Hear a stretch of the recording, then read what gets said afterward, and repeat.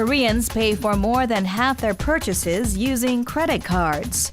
What is the reason for the high rate of card transactions and possession by Koreans compared to other countries?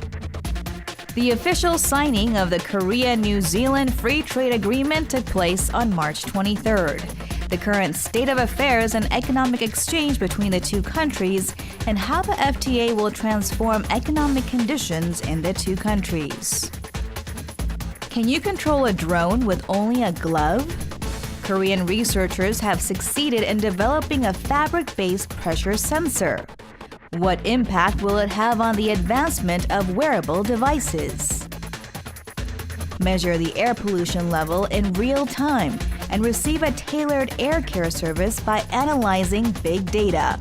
Take a look at how information and communications technology can be used to maintain fresh air. Are women surrounding North Korean leader Kim Jong-un the center of Pyongyang's power? Kim's wife Lee Seol-ju, his younger sister Yeojung, and his older half-sister Seol-song. Who among them is the real hidden power? Hello, I'm Andrew Salmon and welcome to Bizline.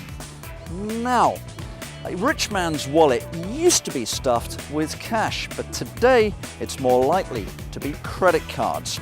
And even the wallet may soon be a thing of the past, with so many companies now rolling out so many mobile payment solutions. And nowhere are these trends more true than right here in Korea, because among major global economies, Korea has one of the highest global usage rates of credit cards. What is it that makes Koreans so swipe happy? Let's take a look.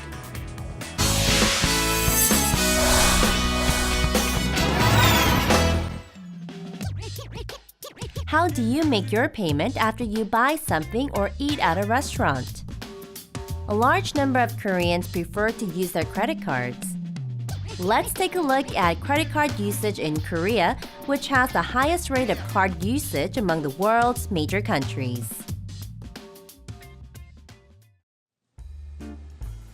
This discount store in Seoul is bustling with people busy selecting their daily necessities and groceries.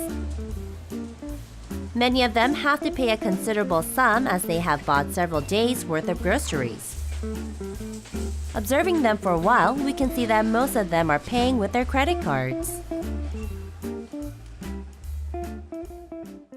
저는 아무래도 주부니까 장 볼 때 많이 쓰고요.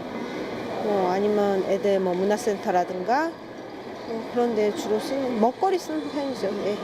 한 달간의 어떤 여유가 있으니까 결제 기간이 한 달 뒤니까 그거를 우리가 이제 생활에 어떤 계획을 세울 수가 있으니까 그렇게 쓰고 또 그다음에 할부를 이용할 때는 아주 편리하죠.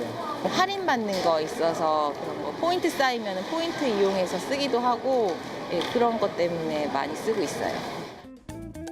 A credit card is a payment system which allows the card holder to receive goods or services based on the promise to pay for them later through automatic withdrawal from one's bank account. Cards were introduced in Korea in the 1960s.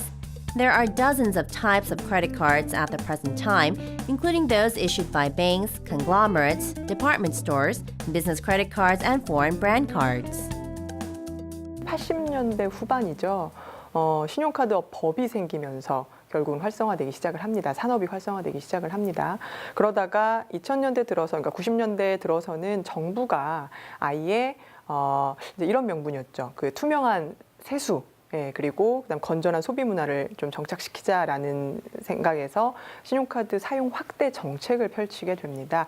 이 속에서 사람들은 자연스럽게 신용카드의 이제 소액 결제나 이런 것들까지 활용할 수 있게 되면서 점점 이제 늘어나게 됩니다.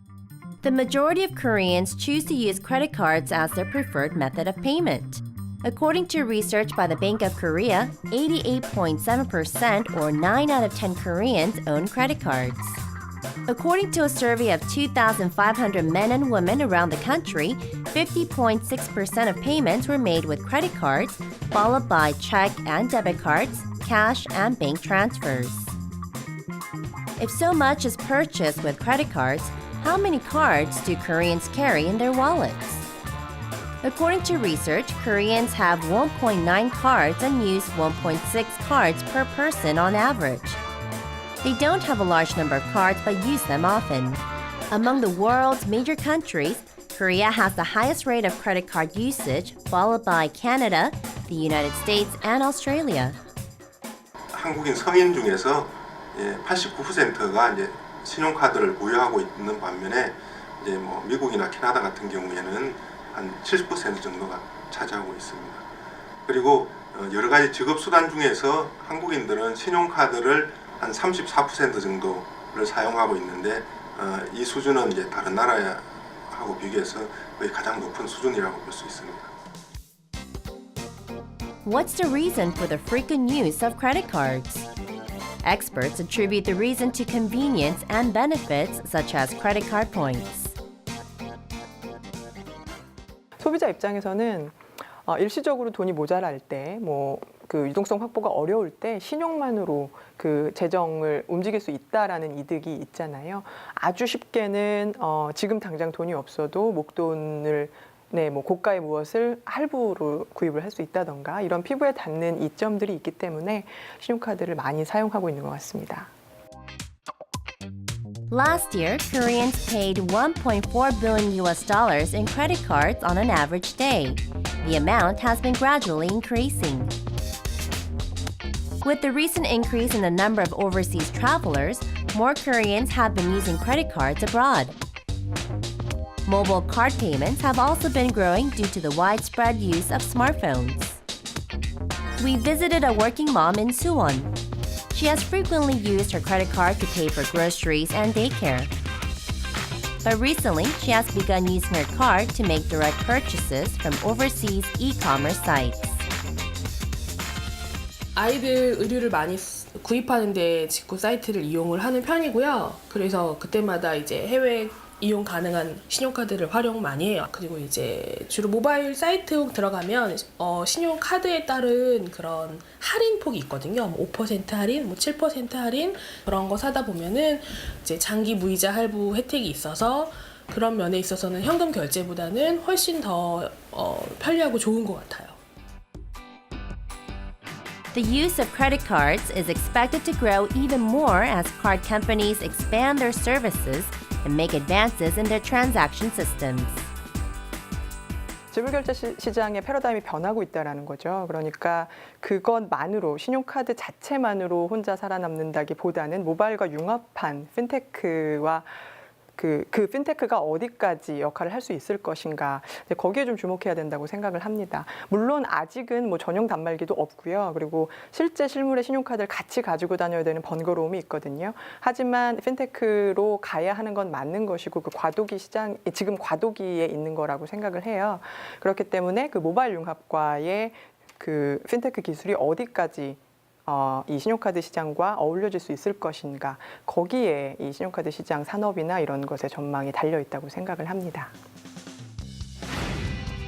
The rate of cash payments is falling, while the use of cards or electronic payment systems are increasing around the world. If consumers continue to engage in smart buying habits, the use of credit cards is expected to grow even more.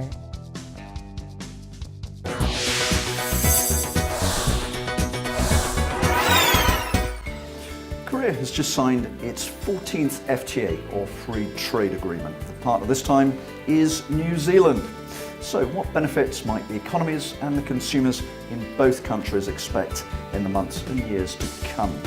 To answer these questions, we have with us the right man in the hot seat. He's the Trade Commissioner at the New Zealand Embassy here in Seoul. Ryan Free, welcome to Bizline. Thanks, Andrew. Welcome to the New Zealand Embassy in Seoul. Okay, very kind of you, thanks. Well, firstly, congratulations. Your Prime Minister's just been here, I know. Secondly, let's get down to the nuts and bolts. How long has this FTA actually been in the works? Well, first of all, I was delighted to be up at the Blue House earlier in the week. Andrew and witness, our Prime Minister and Minister of Trade, signed the Free Trade Agreement. I was honoured to meet President Park. Okay. Back to the question, I guess the ball got rolling when Prime Minister Geun-hye and former President Im Park agreed in 2009 to kick off negotiations. Negotiations kicked off later in the year, and Those negotiations concluded in November last year, I believe. So about a 5-year process altogether. Is that normal? Yeah, it is fairly normal, Andrew. I mean, FTA agreements are complex agreements. Sure. We have New Zealand, like Korea, is a robust democracy. Negotiations, compromise, consultations with various sectors. So that was sort of a typical time frame for Korea to do their free trade agreements. Let's ask you the bigger question. What will be, and we'll talk about consumers in a moment, what will be the effect on the economies, the macro economies of the two countries? Are we going to see digits added to economic growth figures? Yeah, so with the free trade agreement, Andrew, there's going to be benefits on both sides for both economies. It's a win-win agreement for exporters and consumers in both markets. There are sectors that we believe will see quite a robust upswing in interest in Korea, as well as Korean export sectors such as SMEs that are doing manufactured products that we should see an upside in demand from New Zealand. The bilateral trade profile has been quite robust in recent years. I think growth rates over the last 10 years, last 5 years are averaging about 10% a year. A lot of that 10% annually in trade uptick. That's right. Okay. A lot of that growth has been on the Korean side in terms of Korean exports into New Zealand. That's based on the strong Kiwi dollar, the strong Kiwi economy, and we've seen a real sort of upside in demand for heavy machinery, consumer goods, vehicles, common petrochemicals, things like that Korea is very strong in exporting to New Zealand. Likewise, in terms of our export profile with Korea, exports have been increasing at a lower rate. We're starting to see the impacts of trade diversion. Trade diversion away from... So with the agreements that Korea has in place with its trading partners that are exporting competitors, such as the United States, the EU, Australia, we're starting to see, as their tariffs are eliminated... Through their own FTAs. That's correct. We're starting to see some diversion away from goods and services from New Zealand towards goods and services from those markets. If we look at the countries that we have agreements in place with, such as China, for example, we saw trade with China triple over the last 5 years. I wouldn't put a figure on it. We'll have to sort of wait and see what the market delivers, but we're very confident about increasing bilateral trade following entry into force. Okay, so, that sounds like good news, and perhaps diversification back to Kiwi exporters. We certainly hope so. Okay, so I understand your reticence in not perhaps putting a number on it in terms of economic growth figures, but let's talk about the actual sectors. You mentioned some of the Korean sectors which will benefit. What about the Kiwi sectors? What would New Zealand like to be exporting more of to Korea? Well, we're very fortunate in New Zealand, Andrew, where we're well endowed with natural resources. So as you can imagine, agriculture, forestry, dairy, fisheries is very strong. But we also have other capabilities in terms of specialised manufactured products, services which are going to benefit for both countries under the agreement, and ICT. I mean, maybe not so in comparison to Korea, which is sort of a bit of an ICT Disneyland. Yeah. But in relative terms, we have a very innovative and ICT sector. Just going back to where we see sort of tariffs being eliminated and new opportunities opening up. We definitely do see opportunities for our agricultural exporters. New Zealand and Korean trade is very complementary. Our vegetable and fruit produce is counter-seasonal. Of course, you're in the Southern Hemisphere, right? That's correct. So, when a Korean cannot buy a Korean-produced buttercup squash, there'll be a New Zealand one there on the shelf, and it'll be reasonably priced given the reduced tariffs. Okay, so that's how the consumers will benefit, but of course there are sensitivities in these kind of deals, and as you've just mentioned, New Zealand is very well naturally endowed, and it's a major force in agriculture, and of course Korean farmers have been very, very vocal in their opposition to a number of such agreements in the past. What message would you give to the Korean farmers who may, perhaps rightly, perhaps wrongly, be feeling very, very concerned about the influx of tariff-free or tariff-lowered goods from countries like New Zealand? I mean, I fully respect that this is a sensitive space in Korea. Korea's agriculture sector makes up 2.7% of the national economy, the GDP. So it's not a massive part of Korea's economy, but a lot of Koreans are, 1, 2, 3 generations removed from the land. farm, yeah. Korea has quite rationally taken a very progressive approach to its trade relationships, and the market is opening up. The market is open for very large exporters, such as those from the United States, the European Union and Australia. I think New Zealand's total agricultural exports to Korea make up about less than 4% of Korea's total agricultural imports. Korea imports about 70% of its agricultural needs. Changing diets and lifestyles in Korea has seen very progressive, health-conscious consumers that are price-sensitive look for sort of premium quality, safe, value-for-money goods from countries like New Zealand. But I'd like to say that, where New Zealand can benefit Korea is where we can work closely with Korea's agricultural sectors, collaborate. We can transfer technologies and quality controls. Horticulture and other agricultural technologies are transferable. As an example, there are over 100 growers of New Zealand variety of kiwi fruit under the Zespri brand in Jeju Island.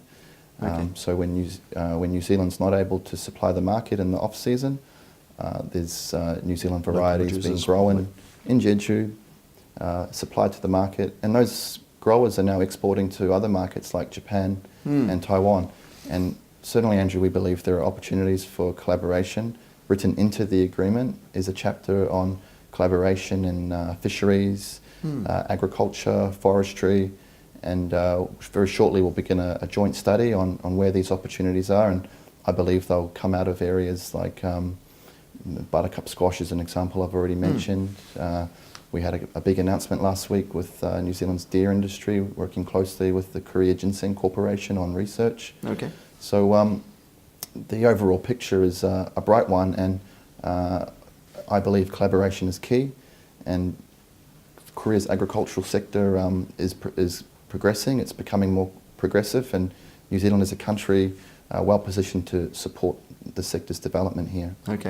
That all sounds very positive, but let's come back to New Zealand produce. As you say, you're already competing in this market with the Australians, with the Americans, with the Europeans. What is the differentiator? What is the core competency of the New Zealand agricultural sector? Well, part of our sort of geographic disadvantage being located in the Pacific means that we're, I guess, relatively isolated compared to some of Korea's other major trading partners. But that's also supports, our wonderful natural endowment. We have a wonderful, pristine natural environment. We're world leaders in quality, safe, value for money agricultural produce, and the Korean consumer is going to benefit from having that produce on the shelves at affordable prices. Gotcha. Okay, so clean and green. Now, tell me, what was the local reaction in New Zealand following the official signing of this agreement? Of course, it's pretty high profile. Your Prime Minister was just here. What are people saying about this back home? Oh, the reaction from the business community, Andrew, was an extremely positive one. We had 35 business people up with the Prime Minister as part of a business delegation that went through a program of visits around Seoul and consultations with the KCCI, KBIS, KITA, and they're very positive about the opportunities that will be available to them. They're really looking forward to taking the relationship to the next level. They're here learning more about what it takes to do business with Koreans, how to be more committed to the market, how to be present, and how to really turbocharge the trade relationship. And we hope Korean exporters will be equally as positive about the opportunities that will open up in New Zealand. Now, I'm told that it's reported, rather, that about half of the buyers in New Zealand who've been importing products from China and Japan may be willing to switch their import source to Korean products. Is that accurate? Is that likely? Is that feasible? I think it's feasible, certainly, Andrew. I haven't seen such reports, but I know Korea to be a producer of extremely high quality value for money manufactured products and consumer goods. Those items are being increasingly exported to New Zealand, and I'd expect those trends to continue. Okay. Now, you talked just now about bringing Korean businessmen to Korea and teaching them a little bit about the Korean business environment. Of course, New Zealand has consistently ranked in Forbes magazine's ranking of the top business-friendly countries. New Zealand has, in fact, been in first place. What lessons in being business-friendly might New Zealand have to teach Korea? Well, first of all, I think, obviously we're very proud of our Forbes status, and I think we topped sort of 4 out of 11 categories that Forbes measures. Ease of doing business, lack of red tape, transparency. New Zealand's also figured highly in sort of global peace indexes as the second most peaceful country in the world, and Transparency International ranked New Zealand's public offices as the number 1 most transparent government in the world. So we're very proud of our status with Forbes and those other sort of international indicators around ease of doing business and transparency. Going back to lessons, I don't think it's about what lessons New Zealanders can teach Koreans. I think, there are lessons to be learned on both sides. The business delegation that I've just referred to, we went down to Gear Motors and had a look. Very impressive. Gear is obviously a well-recognised global brand exporting to hundreds of countries, and there's many lessons for New Zealand to learn about Korea's efficiencies with its manufactured products. And maybe this is a good time to segue back into the chapter in the agreement around collaboration, and I think particularly in the agricultural space, which I've referenced, fisheries, forestry. I think that Korea also has a lot of lessons that it can teach New Zealand in the manufacturing space. Our manufacturing industry is highly specialised and niche, and I think there's certainly room for exchanges there. In fact, later this year I'm trying to bring up a group of about a dozen ICT startups from New Zealand to do a boot camp in Korea in collaboration with Korea's National ICT Promotion Agency. We'll work with Korean businesses that are taking part in accelerator programs. They can hang out with each other and understand what challenges and issues they face in each other's markets. Very different dynamics in New Zealand than it is in Korea and ICT. Korea, getting into an ICT company like a Samsung or an LG means that you're in a global supply chain. Definitely. But, our exporters need to learn what it takes to work with a Samsung and an LG. It's not like working in Silicon Valley. So it's a different beast entirely. Sure. That's correct. And Ryan, finally, would you have any advice for South Korean companies that may, in the wake of this FTA, be thinking about investigating business possibilities down south in New Zealand? Yeah, well, first of all, New Zealand is an incredibly easy place to do business. I think it's one of the easiest countries in the world for startups to get registered and get all set up. Kiwis are honest and open. Yes means yes, no means no. But I think generally I'd probably give the same advice to Koreans that I tend to give to our New Zealand exporters coming up and asking me about how to do business in Korea. I'd say advice is? Well, I think relationships are key. Yeah. I think you need to be committed to the market. Do your research, be prepared, understand how the value chains work, understand the various channels to market. Just be prepared, do your homework, do your due diligence, and do business. Do business, exactly. Okay. All right, well, Ryan, sound advice for us all, I'm sure. Congratulations once again on the FTA. Thanks for being on Bizline. Thanks, Andrew. Okay, it's good to see you.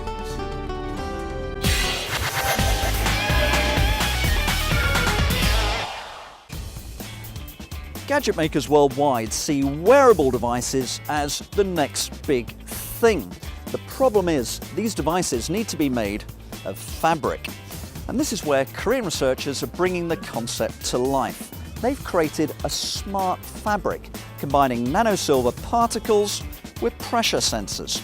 And this creates something that's as soft as a regular fabric, but which allows electricity to pass through it.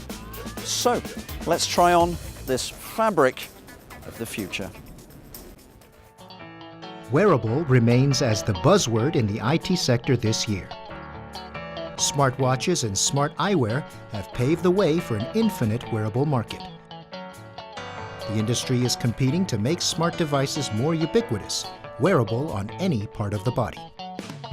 The future of smart clothing won't just have devices embedded on textile substrates, but make an electronic device or system the fabric itself. The ultimate goal would be to make the hard gadget soft, self-contained object that can charge itself and perform useful functions without adding extra burden on the body. Researchers around the world have been experimenting with various fiber electronics that can be stretchable, flexible, and light while functioning as wearable computing textiles. 스마트 섬유는 그 안에 전자기기를 넣을 수 있는 그 기능을 부여하는 섬유를 스마트 섬유라고 합니다. 지금까지 구글의 글라스나 다른 전자회사들의 시계들은 액세서리에 좀 국한되어 있고 시장 진입을 위해서 많은 시도를 하고 있지만 저희는 앞으로 궁극적으로 웨어러블에는 옷 안에 전자기기가 들어갈 것으로 기대를 하고 그런 꿈을 꾸고 연구를 시작한 겁니다. The key ingredient to electronically functioning textiles is conductive thread carrying electricity. Conductive fabric has been around some time, but because it is coated with metal materials, its conductivity can be impaired by scratches and other surface irritation. 기존의 전도성 섬유 같은 경우 금속을 사용한 경우에는 반복적인 외부 자극이나 변형이 가해지면 그 코팅된 금속에 크랙이 발생해서 전기적 성능에 저하가 쉽게 올 수 있고 탄소 물질을 사용한 경우에는 그 외부 자극에 대한 안정성은 뛰어나지만 금속에 비해서 전기적 성능이 훌륭하지 않은 그런 단점이 있습니다. 따라서 전기적 성능과 외부 자극에 대한 안정성을 동시에 확보하는 게 쉽지 않았습니다. To ensure reliable conductivity and durability, local researchers engineered high-performance conductive thread using silver nanoparticles doped polymer composites. 다량의 나노 입자는 그 높은 전기적 성능을 가지게 하는 데 도움을 주고 그 신축성이 좋은 유연성 폴리머는 다량의 은나노 입자들이 외부 자극에도 전기적 접촉을 유지할 수 있도록 도움을 줍니다. 따라서 외부 자극이 반복적으로 가해져도 전기적 성능에 저하가 없는 그런 기존의 단점을 극복한 전도성 섬유를 개발하였습니다. The specialty engineered conductive fabrics were used to develop piezo-resistive pressure sensors. A glove made out of the conductive fiber was successful in acting as a robotic hand to replace a cockpit controller to pilot a drone. With the touch of the thumb and index finger, the drone goes up in the air and changes direction when the thumb and little finger meet. The glove features X-static fabric on the tips of the fingers that can work as tactile force sensors to pilot the drone. 저희가 개발한 압력 센서는 정전 방식 압력 센서인데요. 정전 방식 압력 센서는 캐패시터 그러니까 축전기로 구성이 되어 있는데 압력이 가해질 경우에 전도성을 가지는 양쪽 판 사이의 거리가 가까워지기 때문에 정전 용량이 증가하는 그런 특성을 얻을 수 있습니다. 따라서 저희가 압력이 가해지면은 실과 실 사이의 거리가 가까워져서 그 사이에 전정 용량이 증가하게 되고 이제 그러한 것을 저희가 그러한 입력 신호를 분석해서 압력이 가해졌는지 어느 정도의 압력이 가해졌는지 그런 것을 디텍트할 수 있게 제작하였습니다. The sensory system can detect even the subtle weight of an 8 milligram rice grain. The best performing yet fabric pressure sensor can sense the weight of an adult. The latest fabric capacitive sensor developed by the local team is the most sensitive yet to be introduced. 저희가 그 논문 발표에서 제시한 것은 그 좁쌀 하나를 크기의 아주 작은 좁쌀 하나를 감지한 거고요. 실제로는 그거보다 훨씬 더 작은 것도 감지를 할 수 있고 기존의 반도체 기술을 이용해서 센서를 만들어서 그거의 성능을 보여준 반면 저희는 섬유를 만들어서 섬유를 직접 의복이나 장갑 안에 집어넣어서 그 성능을 보여줬기 때문에 그런 점에 있어서 차별화가 될 것이라고 생각합니다. But challenges remain on commercialization of the fabric as conductive materials can raise safety questions when worn closely over the body. The research is still in the early stages and requires more supplementary studies. 인체 유해성 등에 대해서 여러 가지 검증을 통해서 시장에 나와야 될 것이라고 생각합니다.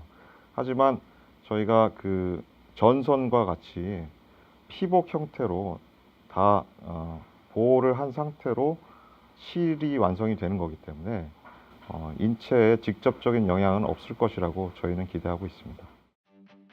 One study estimates the global market for smart textiles will exceed $1.5 billion by the year 2020. The local development of high-performance sensor fibers could be well met at a time when wearable and smart textiles are in growing demand. It could fuel growth in local industry once the fabric is commercialized 2 to 3 years later. 지금 저희가 원천 기술을 개발을 했고 그 다음에 전 세계적인 그 여러 가지 비교를 했을 때 저희의 기술이 상당히 우위에 있습니다. 따라서 본 개발로 인해서 지금까지 있지 않았던 새로운 시장을 개척할 수 있지 않을까라는 기대를 해봅니다. Korea is now advanced in key materials for wearable devices through the breakthrough in coming up with a new type of conductive textile and fiber pressure sensor. From the pace for development, Korea could be at the forefront in wearable smart devices.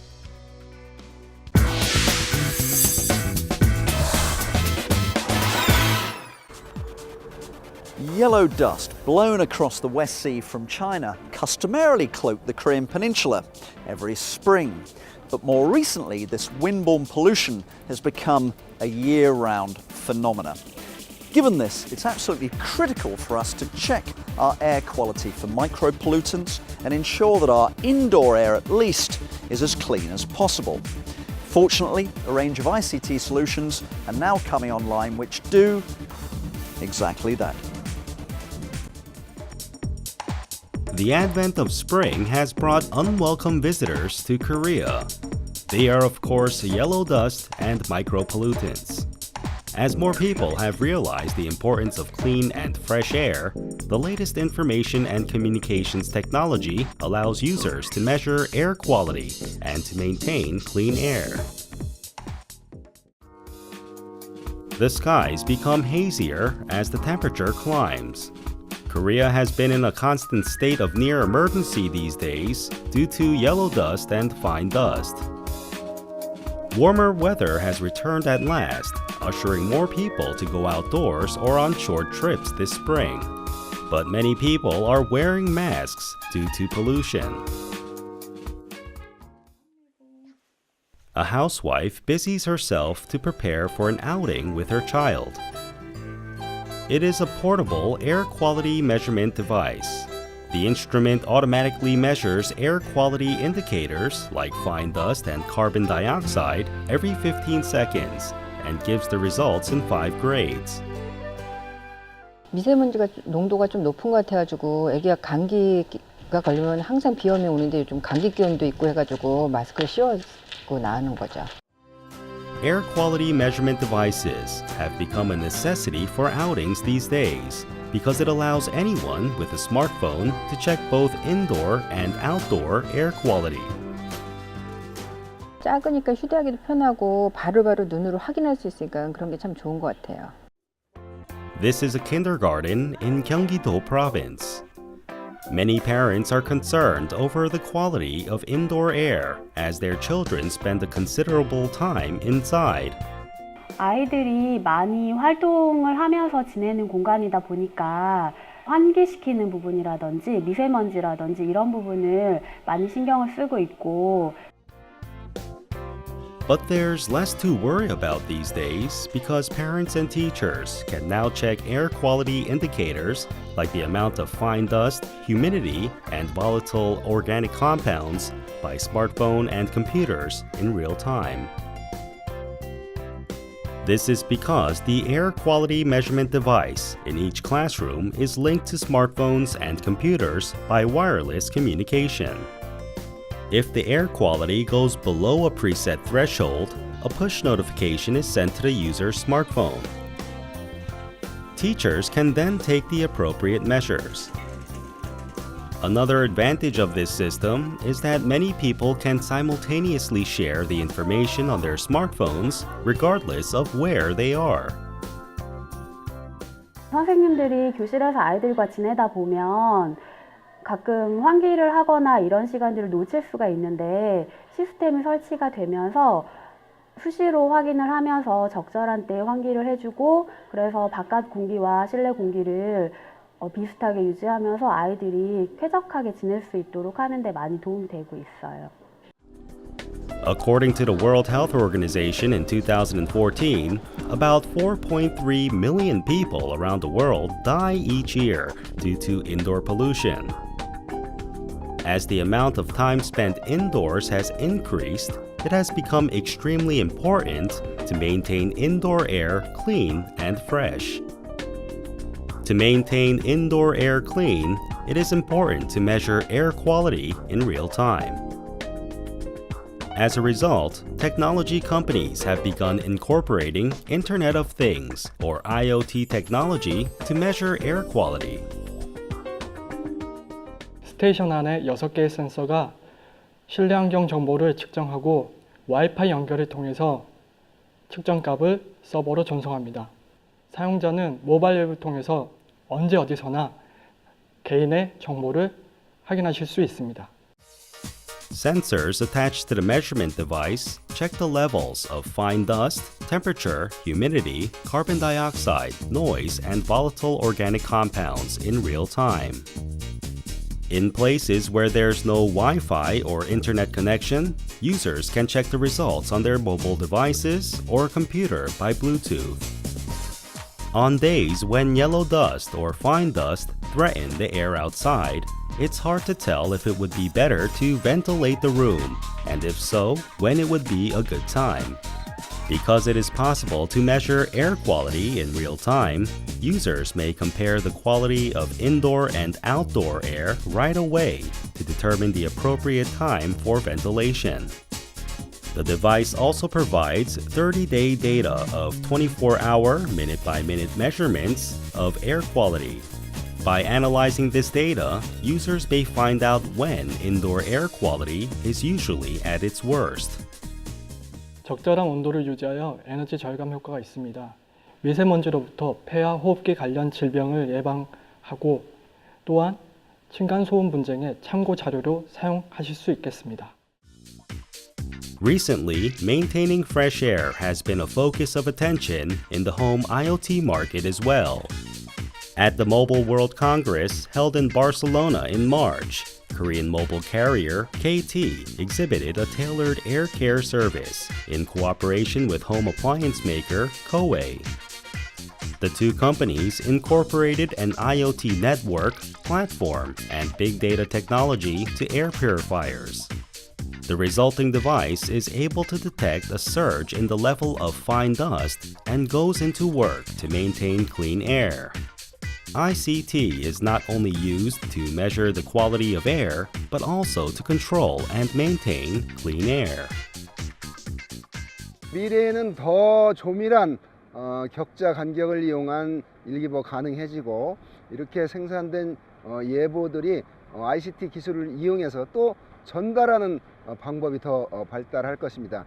예를 들면 귀하가 서 계시는 곳에 미세먼지 농도가 얼마가 될 것이다. 또 황사가 올 것이다. 비가 떨어질 것이다. 등등의 기상 정보를 실시간으로 더 상세하게 전달이 가능해질 것입니다.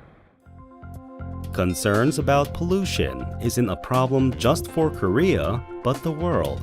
As pollution becomes a bigger threat to our lives, more researchers are expected to adopt information and communications technology to resolve the problem.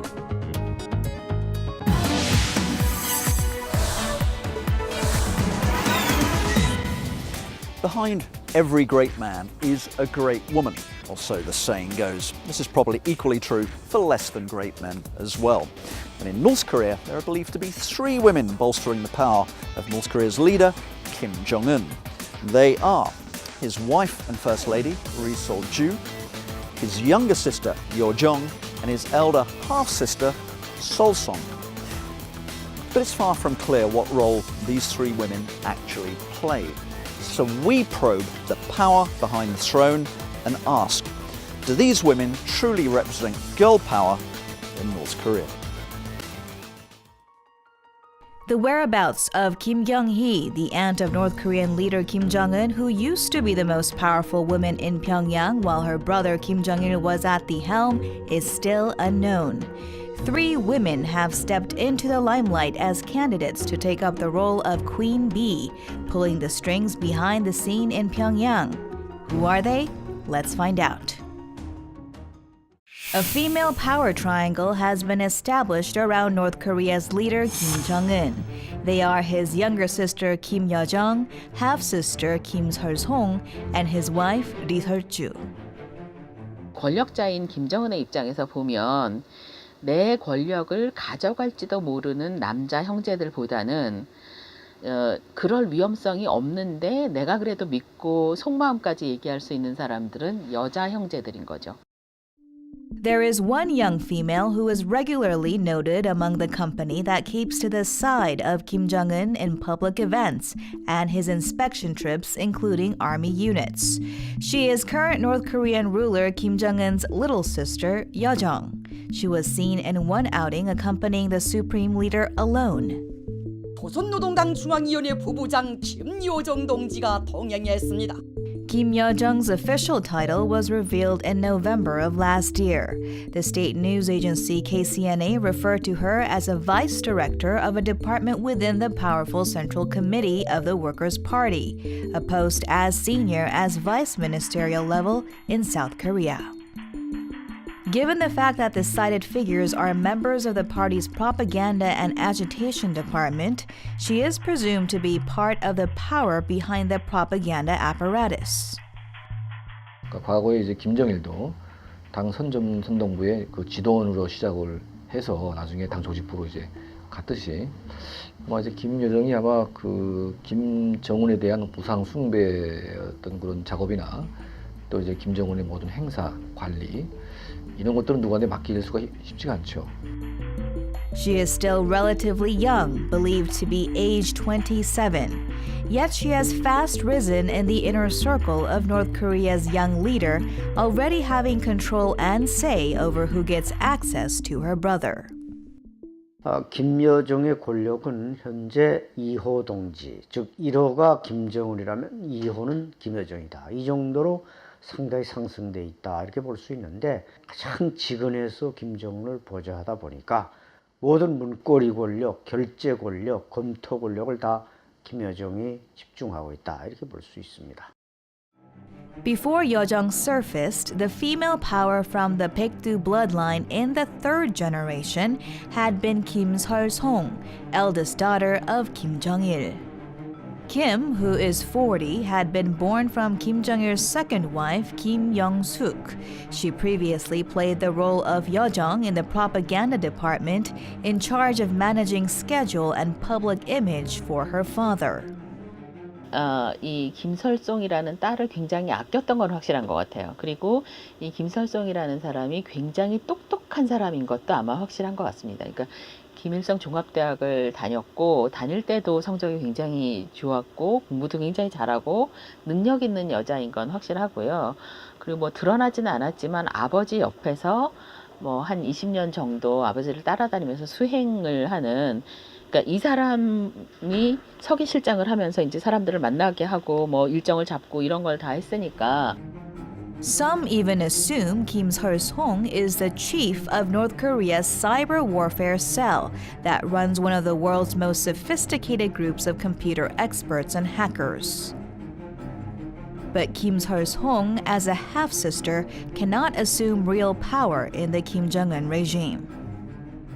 아까 김설송은 말하자면 곁가지이기 때문에 절대로 공개할 수가 없고 그걸 카메라에 공개하면은 북한 주민들 속에서 저 여자가 누구냐, 어머니는 누구냐, 김정일이가 여자가 뭐 4명이다 이런 게 소문 나니까 일단은 공개된 고영희의 딸 김여정 외에 다른 사람들은 공개를 안 하죠. 김정남이 송혜림의 아들이기 때문에 공개하지 않는 것과 똑같습니다. Another female power that keeps to the side of the incumbent ruler is Lee Seol-ju, his young wife. Unlike previous first ladies, Lee had appeared in public occasions with the leader numerous times, often arm in arm. Yet the status of Ri does not look secure. 아이가 한 둘 정도 지금 있는 건데 아들은 없는 거예요. 그런데 그 아들 없는 시어머니가 왜 시아버지는 한 사람이지만 시어머니가 여러 사람이잖아요.